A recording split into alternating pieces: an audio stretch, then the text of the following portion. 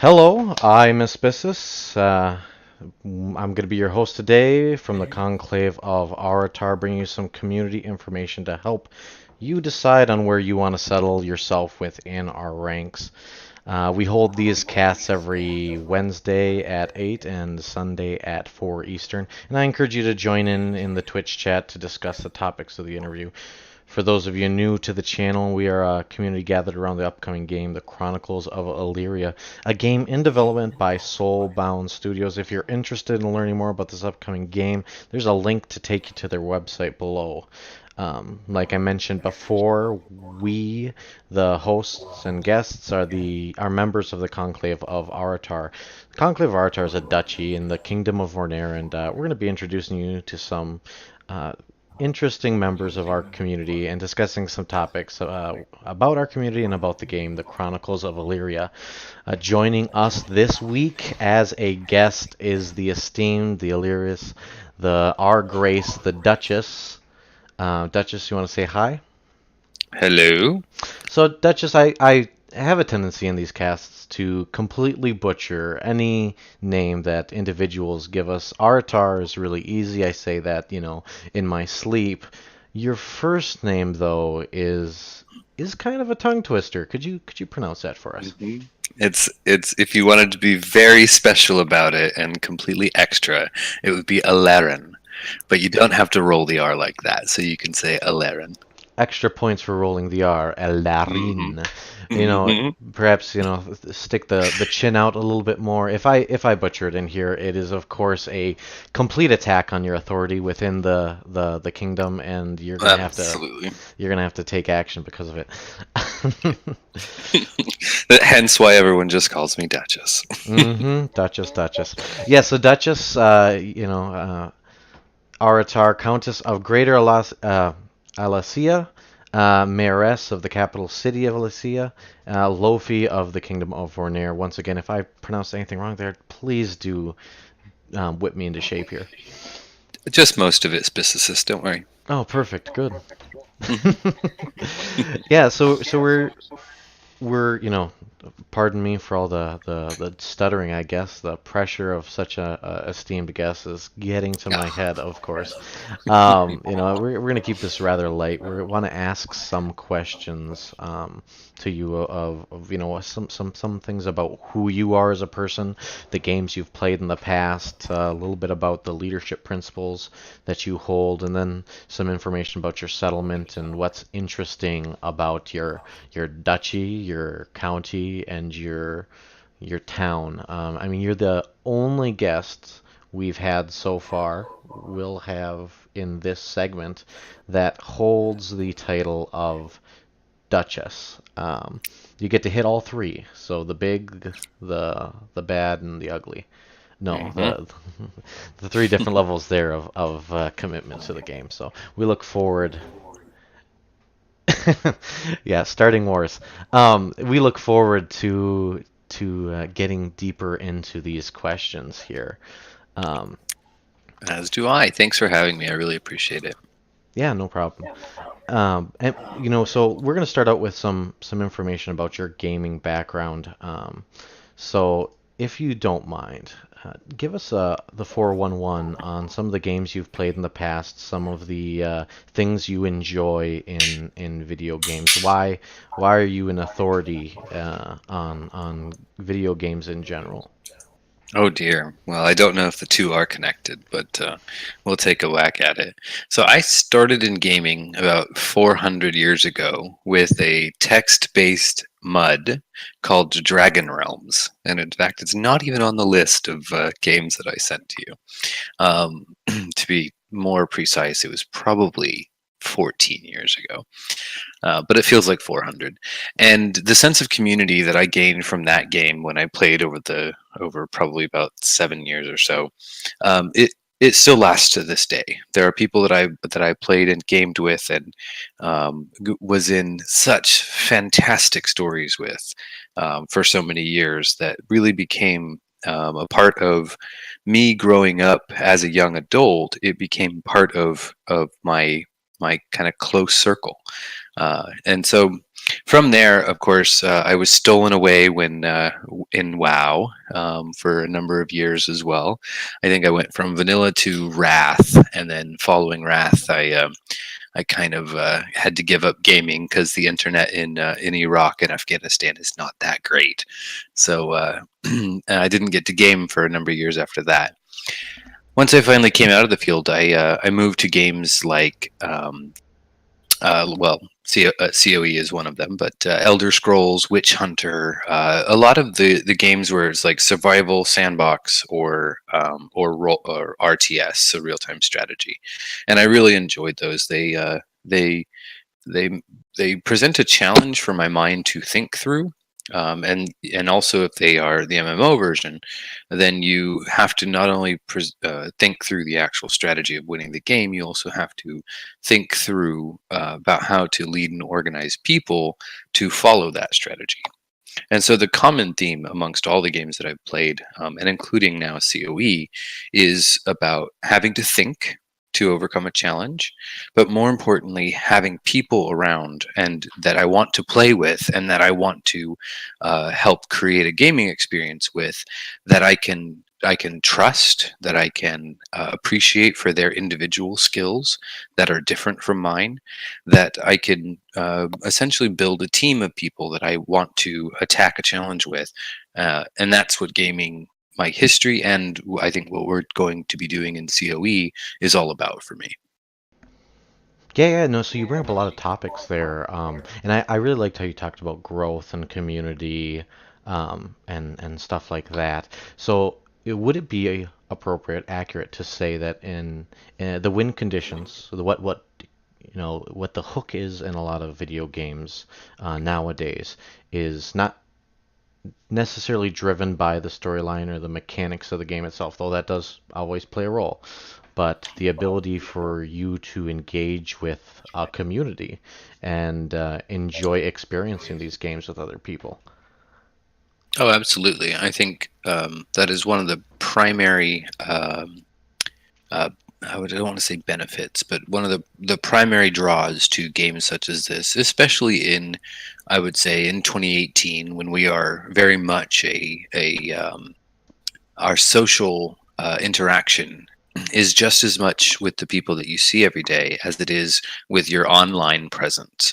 I've and being myself, having traveled quite a bit, my online presence actually overtook the interactions I have daily many years ago, and so I keep up with, my own mother is via FaceTime, and my Facebook is with my close family and friends, where they can feel a part of my life even though I don't get to see them every day. And I think gaming hooks into this same phenomenon where we have our day to day, what we call RL, real life, but gaming and when you drive the community building like I want to, it's not just imaginary friends on the other side of a screen. You actually get to know people, and as you know, Spices, we meet in Boston for PAX, and I go out and have a drink with Blob in DC whenever I can. It's this phenomenon where you no longer have just imaginary friends on the internet. They can become real friends and be a part of your life, unlike I would say even 10 years ago, is a huge draw to games these days, in my opinion. Yeah, no, and that's a great point. It's opening doors for these relationships to develop such that both parties can enjoy their experiences inside the game world and inside the real world. Now, we're talking about gaming background. You've talked about community. You mentioned WoW, and so when you play games like WoW, Elder Scrolls, MMOs, is there a particular role that you tend to take? hmm Very much so. So if I'm playing within an established structure and organization, especially if it is kind of raid based, or what we would consider in COE as kind of like the PvP or fighting side of things, which WoW is a perfect example of that. I like to lead the support element. I don't want to be the tank. I don't want to be responsible for making sure that nobody's got aggro on them and things like that. But I play an excellent healer, and and that's was my greatest claim to fame in WoW. Not quite Gen status, but I was top 3 druid healer on a server for about 4 years in a row, in a pretty competitive server as well, with my druid healing, and I was top 5 for warlock DPS actually. So if I'm not healing, then I'm a ranged magic pew pew. Period. And this is again within the context of I'm joining a raid group that is already established, and the leadership of the tank is what drives that group, or tank or tanks. That is, I definitely play a support role in those things, but I'm often the leader of the support. So if you're in a 40 man, you've got 5 healers. I am the primary healer calling the shots for the healers, because I understand that role. I get it, and I appreciate the different ways that the healing needs to be set up, and that's the type of leadership that I like to play. Not the tank, but definitely in support. Yeah, so if you're not praising Elune, you are sacrificing children to the Sagittarius, not Sagittarius, gosh. But yes, heavenly or demonic. That's the point I was Yeah, getting to, albeit yeah, it was much more elegant in my head. Um, uh, and yeah. I No, and absolutely. yeah, and so and that brings us to an interesting tangent here. So there's a game that is going on inside the Chronicles of Elyria, a mini game, event for individuals who are waiting for the Soulbound Studios first edition Chronicles of Elyria game to come out. It's called the Searing Plague. If you're interested or looking for something to do, um, I definitely encourage you guys to go out and embrace your inner Duchess, whether that be something more demonic amongst the corpse eater, corpse tender like roles, or something a little more heavenly like a nurse and or a purifier. Spread the plague, spread the infection, cure the plague, purify the infection. The choice is yours. It's a fun little game going on right now, and if you're listening and you haven't engaged in it, there's some fun in-game benefits. You could win yourself access to a package. You have the opportunity of winning a few different things that are there. Um, so, if you haven't checked it out, please do. We'll get back to our regularly scheduled performance here. Um, and yeah, Absolutely. Well, I know that for Searing Plague, the plague is winning. So for anybody also listening that is already an Illyrian, has a package, you're the what we need to defeat the plague, so that we can banish it from our lands. So whether you are new to the game or not, make sure to check it out. yeah. So we've touched on this a little bit as we've come along here, and I wanna hit it further. So when we have individuals who are in leadership positions, when we have people who gather and coordinate other people, when we have people who have amassed power, these people we call leaders, there's different styles. There's the sit back and watch. There's the up in your face. There's Mussolini to Lincoln. There's Hitler and Stalin to Gandhi and well, Nelson Mandela was the first one that popped into my mind. But so when we think leadership, when we think the principles that guide your decision making as a leader, as a duchess, as a count, as a mayor, where do you draw inspiration from? Is there real life examples that you think to yourself and you say, "Hey, I want to be a leader like that"? Mm. Oh, I definitely have a number of those leaders that I hold in high esteem. I'll talk about first the kind of the principles that I look for, that I look to in leaders and leadership. A little bit about my own experience there, and then I can give you. If the names that I drop after that aren't very apparent, then you'll be surprised. So for me, leaders, as you mentioned, there are a number of styles of leaders, and having been in kind of a number of different environments throughout my professional career, as well as even seeing how things are done in a gaming sense. I think I've had a well-rounded experience to a number of different leaders and leadership styles. For me, I've always been drawn to what would be considered consensus leadership style, which is where you can make decisions. Someone has to make a decision at the end of the day. However, it's how you drive your people towards implementing that decision. And for me, consensus leadership is this synergism between having building an organization that you're surrounded by people with their strengths that are different than yours, who then input into the decision making.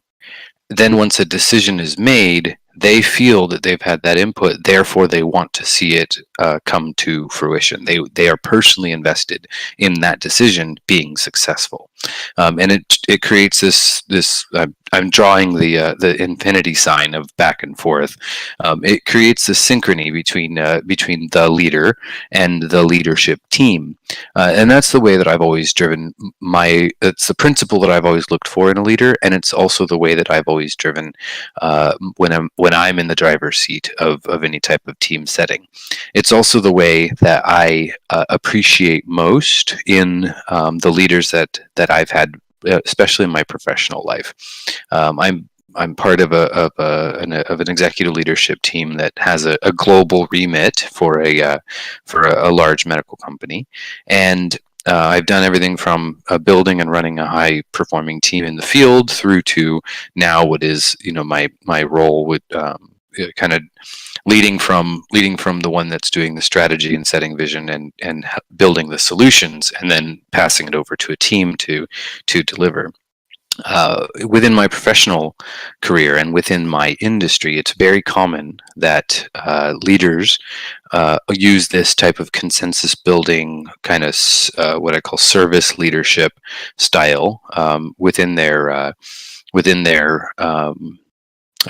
organization, and I find it wildly useful for challenges that are complicated, that cannot be put into a box. So, you can do so much with standard operating procedures and with checklists and with guides and with etc. But those all tell someone how to do something, not how to think about something.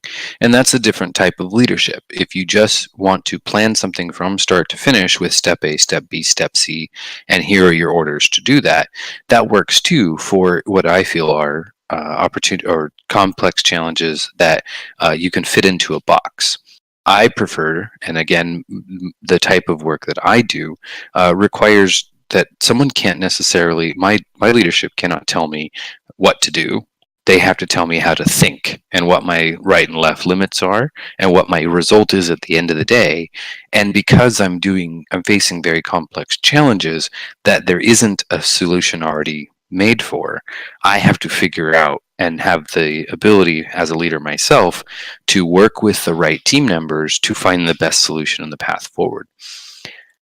All of that said, I think the bullet points are: I like consensus building with my leadership team, which requires A, to set objectives and goals, then to surround myself with a team and have the ability to select people for leadership team with the right building blocks of strengths to create a consensus leadership system where the inputs come into the decision goes out, and then the people that had the input then feel personally invested into driving that solution to success.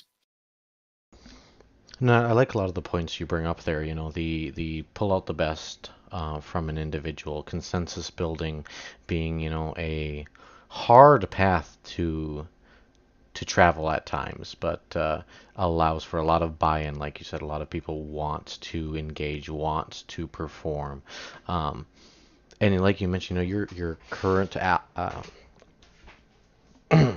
your current career, your current Gosh, I'm looking for words and I can't find them. Occupation. There we go. Your current occupation requires you to be very flexible, and so I want to kind of play something out here, and we're going to reinforce some of these leadership mentalities that you brought up. As individuals may know, the Chronicles of Elyria as a game is going to be multiple kingdoms, large governmental bodies inside each kingdom, multiple duchies inside each duchy, multiple counties in each county, multiple towns or settlements. We don't know what the population breakup is going to be. How many of them are agreeable community members who want to engage locally? How many of them are, I lightly use the word griefers, individuals who find enjoyment in a game from the chaos that they sow, which is a legitimate um, practice for some individuals, and if that is your play style, I mean, that is your play style. Own it. Um, so what I'm trying to describe here is so as a duchess, you're going to be put into situations where when doing consensus building, when working with your team, when trying to empower, pull out, embody the intuition of your team to solve problems, things will occur. Here's a situation. The kingdom of Vornair is at peace. We are standing well. It's, say, 6 months after game launch. We had some conflict. The conflict's on a downside right now. A lot of people are building things. A lot of people are engaging in local actions, non-destructive actions. And suddenly, you hear that a large population of people from an already established gaming community have logged in. They heard about it, they watched the stream, they said, "This looks interesting." And suddenly there's an influx of 200 plus people in one of your nearby counties. Let's not say your county, but one of your nearby counties. Um, and they are new to the game, but also aggressive. What is going through your mind when you hear of a situation like this? What is the decisions that you're making? So, despite the situation that you presented, one of the important parts that myself and our leadership team are must be and are constantly aware of are the comings and goings of people. Especially because, as this is really a people driven story and a people driven game, a situation like you just described is fraught with risk.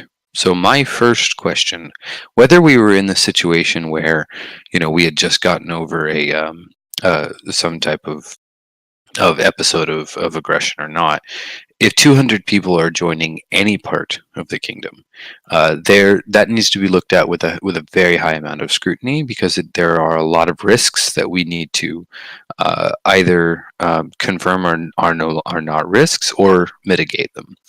So, for instance, 200 people could successfully take over a county. They could create enough, depending on their funding or depending on their gameplay and how aggressive they are.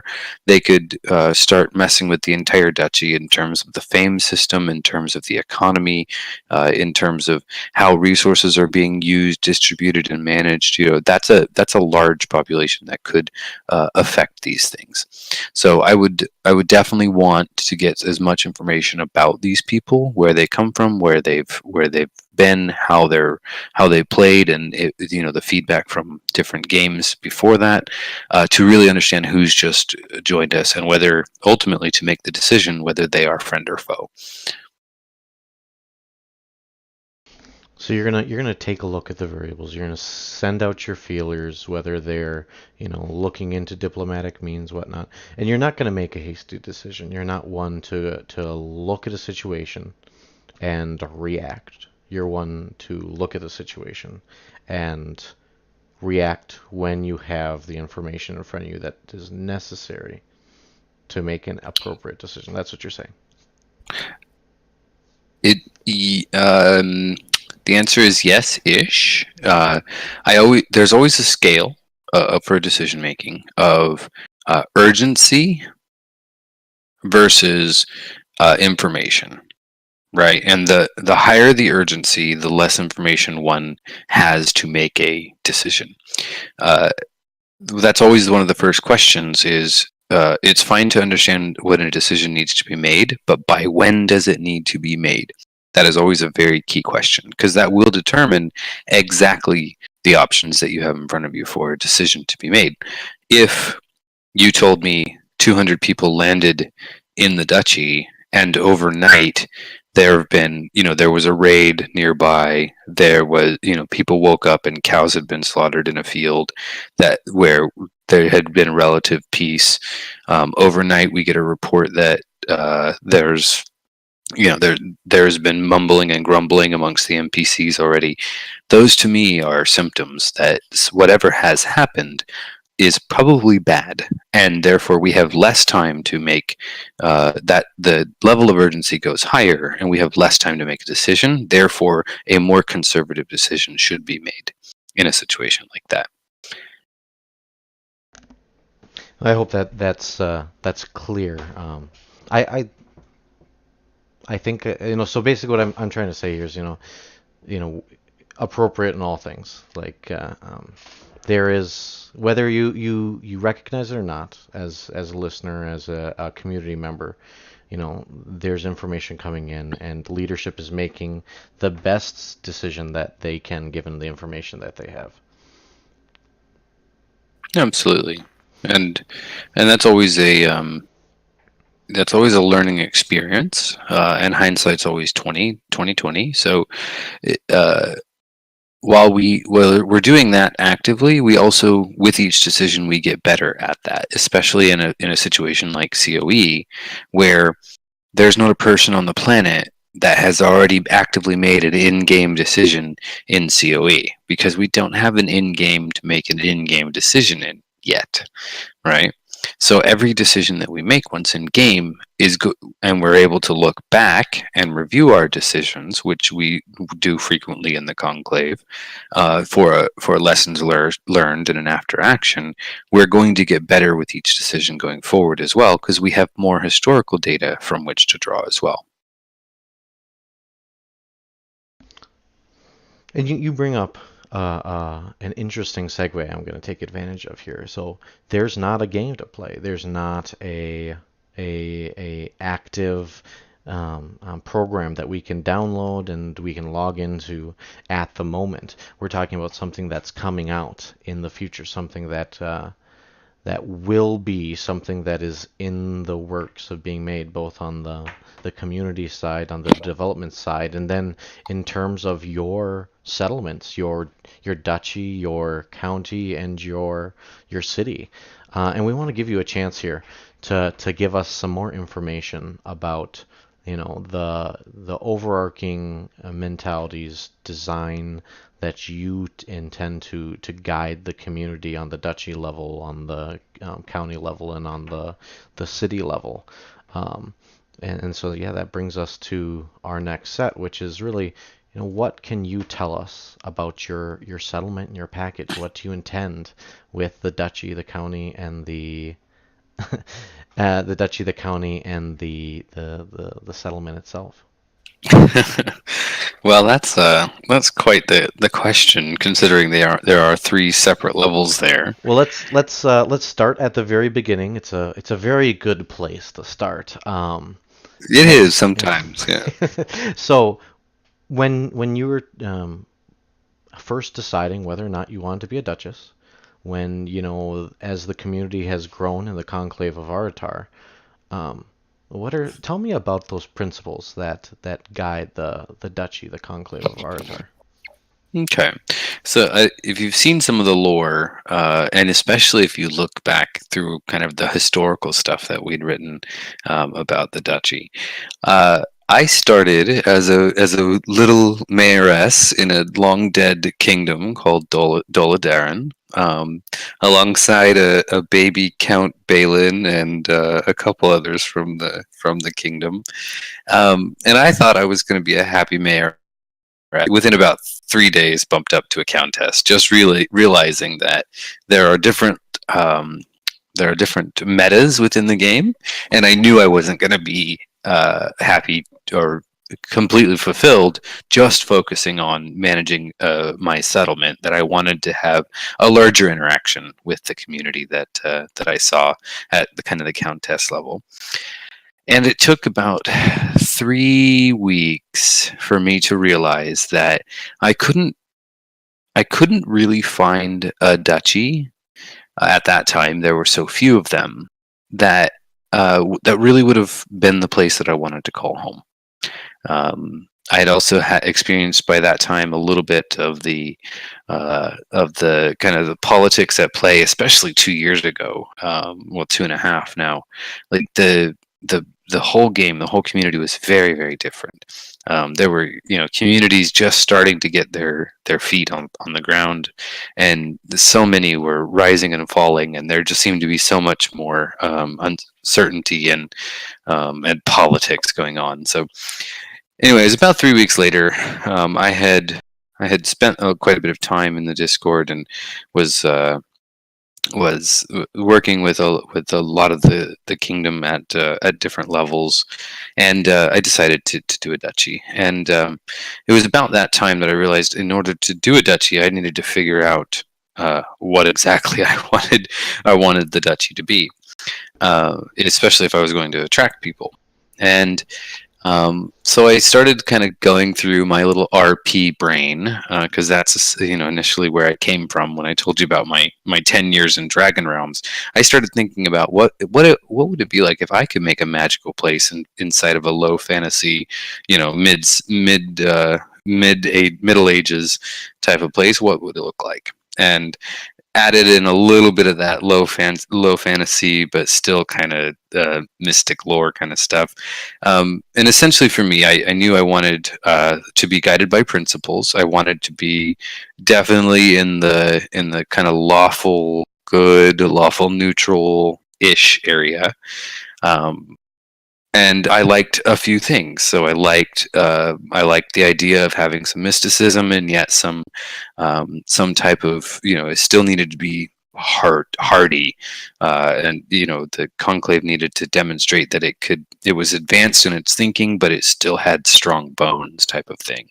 I knew that economics was wildly important, because the rich stayed rich in those types of those periods of time, and there was a reason for that. But I knew that I didn't want that from a game perspective, so I wanted to make sure that while economics was important, it was important more like a democracy. It was important to do so for the people, so that the rich didn't stay rich, but rather the people had the opportunity to become rich themselves.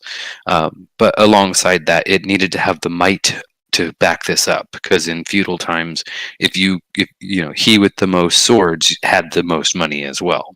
So to me, a strong economy fueled a strong military. So again, I had that kind of that dichotomy of why I wanted both, and how did I do that? And I went through probably about 10 different things that I could see. One side I really wanted to make sure was advanced, and we were researching, and we were using, we were kind of cutting edge in what we are thinking about things as the game progressed, but I wanted these strong bones. And that's essentially how this kind of dual balance system of Earth and Cosmos came up in the Conclave. From there, setting the organization structure in terms of what I thought looked good was kind of based on this balance of I want people with strong bones to like hold form the infrastructure of the duchy, and I wanted people with strong brains to drive us forward. And that's kind of how as you recall, the high elder system used to have, like, I don't know, like 12 different high elders or something. It was based on this type of balance of both sides that what I felt a successful duchy would be. And since then, because that I kind of threw out there after sketching it on the back of a napkin and then typing up a 3-pager on it, it's just sprouted wings of its own. Go ahead. Oh, sorry. Is is that napkin? You don't still have it in your possession, do you? I mean, I think the museum of Aratar Hmm. would really like that as an exhibit. Um, I'm I'll sh- I'll have the curator talk to you. We're gonna Mhm. find that napkin per se. Yeah, I'm sure. I'm sure. I'm sure the digital version.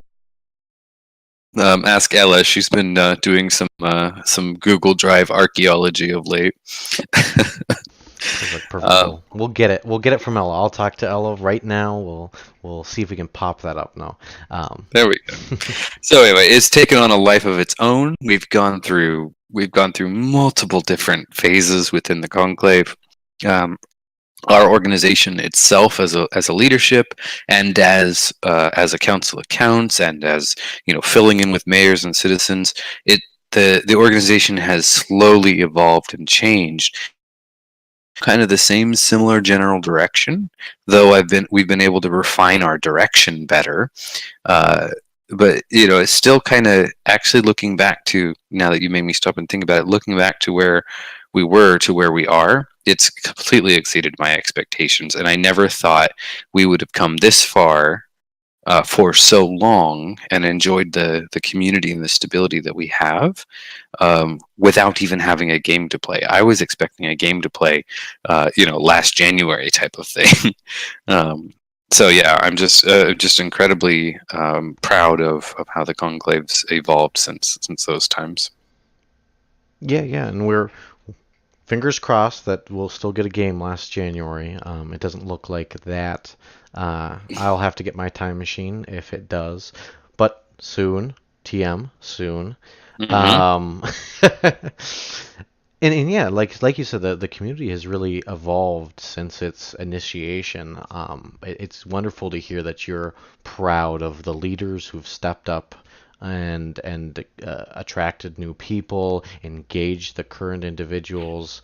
The a community, as you know and as you've hinted at, really rises and falls based on its people, and thinking, knowing that you value the members of this community and think so highly of them, I think is a wonderful thing.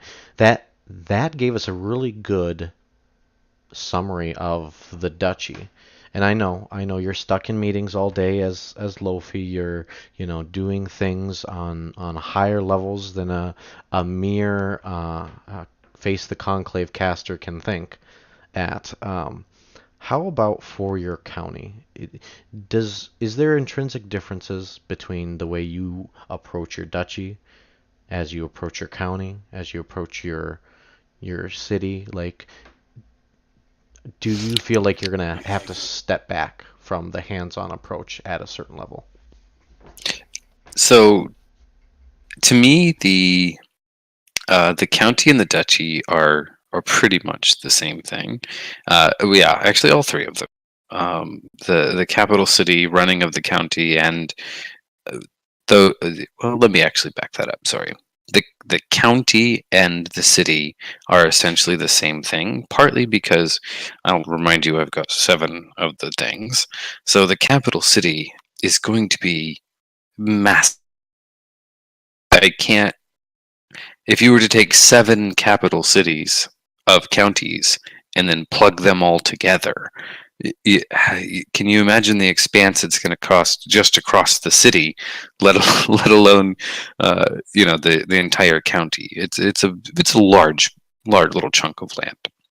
That all said, to me, my county is where I will have my own personal wealth, which will be completely managed by my what will be kind of like my chancellor for my county. Because frankly, I probably won't have time other than to manage what is going to be duchy resources, which will be based in the capital city. Other than that, I know I'm going to have very little countess time, as it were. And thankfully, I have a pretty damn good right hand who will be able to manage the county level stuff for me. Um, with that said, it all kind of all does blend together in terms of lore, in terms of my personal story is about the Conclave of Eritar. My personal story is not me as a mayoress or me as a countess. I just, while it's there to serve the duchy, if that makes sense. No, and I think that does. I think recognizing where you're gonna find the most energy to continue to serve is extremely important for a leader. I would hate for you to feel like I'm managing 15,000 things and I don't want to play this game anymore because now it's just why play a game if it's just like work, right?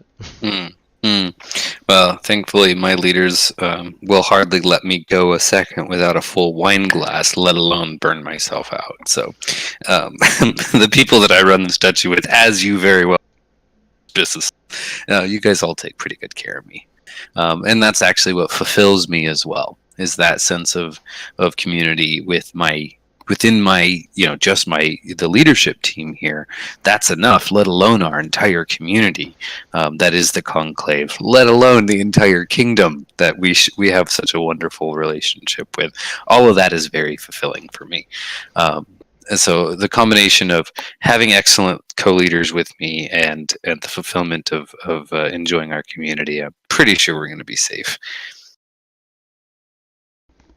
Yeah, no, and that so you bring something up there, and we haven't talked about this yet, and I'm kind of ashamed that we haven't discussed it yet. I know that it is one of the things that you really is important to you, really is important to this is a personal thing, not necessarily about COE, though. If I wouldn't be surprised if it isn't reflected in COE. You are an individual who has a deep appreciation for the pressing and fermenting of a certain fruit. Is that correct? I don't know what you're talking about. So, for those of you who did not catch the what I was implying there, Duchess love her wine. Give the Duchess her wine, and you can rule the world, at least her world. Um, Hmm. yeah, be Hmm. it from a fine crystal, uh, not decanter. I'm not gonna say goblet, glass. Glass works, yeah. Glass works. Be it from a fine crystal glass or from the bottom of a dwarf trough. Hmm. Wine in any form is always acceptable, albeit the quality of the wine. Well, is there a quality line here? Is if the wine is below sufficient quality, does that affect things? I think it determines on the time from the first glass to the time that the perhaps lesser quality of wine would have been drunk. The first glass needs to be absolutely superior, as do probably the first three or four. But after that, is it? Do you really know the difference between a 2008 and a 2017 that came off the bottom of the barrel? I don't know. One would hope that someday your abilities at recognizing wine, you will notice that. Though maybe that isn't as fun at that point. I remember. Oh, I'm just saying I'm too tipsy by that time to know the difference whether it was wine or mead you poured in my glass. What is this, water? Well, I guess I'll drink it. Um, yeah, yeah, no. So if our community members are looking to get on your good side, um, we'll have to post a Dropbox somewhere and have armed guards, escort said Dropbox to a transfer point at which another party can, of course, retrieve, test the wine for any poisons, and then deliver it to your doorstep. I mean, this is just standard procedure when protecting an individual of influence. Absolutely. I mean, as a Duchess, I'm not saying that my good graces could be bribed with wine, but I'm not saying my good graces can't be bribed with wine. How's that for you? And for those of you listening, gift cards right there. Gift cards to Wines Are Us. I'm sure we're To definitely appreciated. Total Wine, I'll post the address of where my store is, but go Oh, ahead. perfect, perfect. Yeah, we'll we'll get you an address. So yeah, that covers a lot of the questions we wanted to ask here. As a final scratch the back of your brain, are you aware of any attractions in the duchy, your county, your city that are of note? Things that you intend to do, create, make, be it a giant winery that might draw people in and say, "Hey, I'm on a tour of the Conclave of Aratar. I want to see all the places that are interesting. There's a waterfall that goes straight down the side of this castle into a pool. I'm sure Ella will be all over that." Yeah, are there similar things that you plan to make? Oh, absolutely. So one of the things that I really appreciate of this game is the beauty that they are already creating in the game in terms of the actual visual effect of it. And so one of the things that I'm really looking forward to is kind of a breeding ranch or breeding ranches that are both kind of places of respite, but also functionally breeding locations to fuel the duchy with, war everything from war horses to the cows that are oxen that pull the farm equipment. But I want to create a type of environment on one of these places if I can, where it's actually a kind of an experience in and of itself to go out to one of these places to get to see the animals like that, to be able to, to ride them and pick out a good match, to understand the breeding and genetics of it. I just find having a working ranch would be pretty awesome. And considering I've got enough land to choke a donkey, I'm pretty sure I can make it somewhere kind of out of the way and do some landscaping there as well, which will make it pretty interesting. And no dead donkeys around. No, I won't actually choke a donkey with Yeah, the land. Well, cool. I might. Yeah, I might capture it, breed it with my other horses though. A mule and a horse and make an ass out of it. Hmm. Um, yeah, yeah. So that basically wraps up our Face the Conclave here. We don't have any other major questions. Are there any groups and or topics that you'd like to plug at this time? Things that I have not brought up um, that you can think of? Um, that one was not on my list. So, off the top of my head, I just think it's important that again everybody take a look at the Searing Plague, especially if you have a package. We're losing right now, and we need all the help we can get. There's a lot of things going on in the conclave in terms of events and different ways to interact with the community. Things like Jen's girls' night that's going on. Of course, face the conclave as you've been doing. Uh, uh, a couple of our guys do the karaoke nights on Friday. Well, Murloc does that. Vendivar with his tabletop games, and of course, we have regular meetings, and we'll be continuing to drum up regular meetings for engagement between leadership and the different levels of citizenship, and to make sure that we are building a community that everyone wants to play in. That should cover just about everything in the conclave. Yeah, yeah, and you remind me there, so the kingdom is holding some recruitment fairs. I believe it's healing arts this week. Every Hmm. Sunday there's role-playing sessions on the Kingdom Discord. If you're interested in engaging in a different personality than you display at home, feel free to join in there. We do have a Minecraft server up and running for those of you who are interested. And then I think yeah, that's about it. Join us, get engaged. Um, a active community is a happy community. But before we get to our final goodbyes here, I want to give a quick reminder that we, the guests and hosts of Face the Conclave, we hail from the Conclave of Aratar. If you or a friend of yours is a part of the Aratarian community and wish to have a similar spotlight for your group, your school, your town, your county, reach out to Jedzia for scheduling. If you have a topic you'd like to talk about with the Illyrian community at large, maybe it's about crafting or politics, the economy, economy. Maybe it's about stabby deviant lifestyles or stabby PvP lifestyles. Reach out to me, Aspissus, and we're going to put something together to discuss in a media forum similar to this. Just a reminder, we hold these casts every Wednesday at 8 and usually at Sundays, usually most Sundays at 4. And I encourage you to join in into the Twitch chat and discuss any topics that you're thinking of while you're watching this. This has been Face the Conclave. I've been your host, Aspissus, along with our guest here, the esteemed Duchess of Aritaur. See you next time, folks. Bye-bye. Bye, Species. Bye, everyone.